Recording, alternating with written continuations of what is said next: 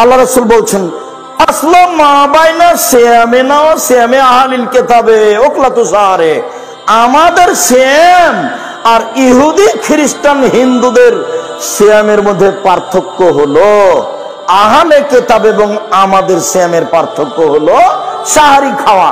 ওরা সাহারি খায় না।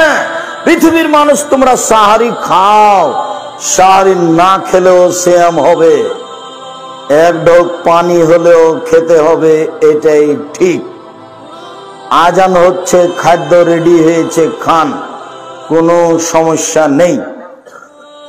আজান চলছে, আজান হয়ে গেছে, খাদ্য সামনে আছে, খান, তৃপ্তি সহকারে খান, কোনো সমস্যা নেই।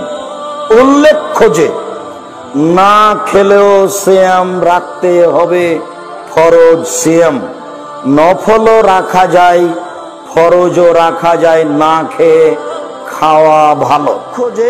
চোখে সুরমা লাগালে, পাউডার আতর ব্যবহার করলে সিয়ামের কোনো সমস্যা নেই। মহিলারা বড়ি খেয়ে, পিল খেয়ে হায়েজ বন্ধ করে সিয়াম থাকতে পারে। যেসব মহিলাদের পেটে বাচ্চা আছে ওই মহিলা সিয়াম ছেড়ে দিবে, পরে করবে। যেসব মহিলাদের বাচ্চা দুধ খাচ্ছে ওইসব মহিলারা সিয়াম ছেড়ে দিবে, পরে করবে। তবে যদি পরে করতে না পারে, শরীর যদি অনুকূলে না আসে, তাহলে প্রত্যেক দিন 100 কেজি করে ফকিরকে চাউল দিয়ে দিবে।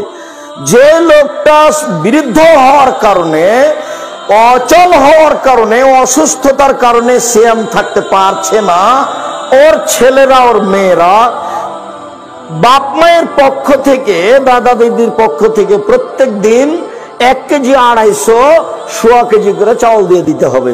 উল্লেখ্য যে ফেতরা টাকা দিয়ে দিলে হবে না, ফেতরা বাতিল।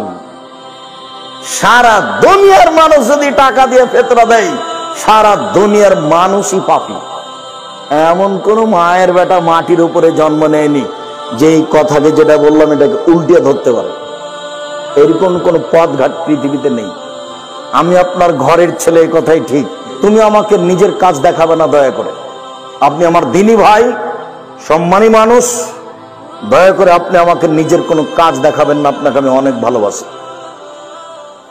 সম্মানিত দিনী ভাই বোন, কোরআন মাজিদ অন্তত সূরা ইখলাস পড়ে নিজেকে বাঁচান। কোরআন আপনার পক্ষে বিপক্ষে বিচারের মাঠে হবেই হবে। অল্প একটু খেয়াল করেন, সকালে ইখলাস ফালাক নাস 3 বার করে পড়েন, বিকালে ইখলাস ফালাক নাস 3 বার করে পড়েন। ইয়াকফিকা মিন কুল্লি শাইইন, সব সমস্যার জন্য যথেষ্ট হবে, সব সমস্যা। সূরা ইখলাস 3 বার, ফালাক 3 বার, নাস 3 বার।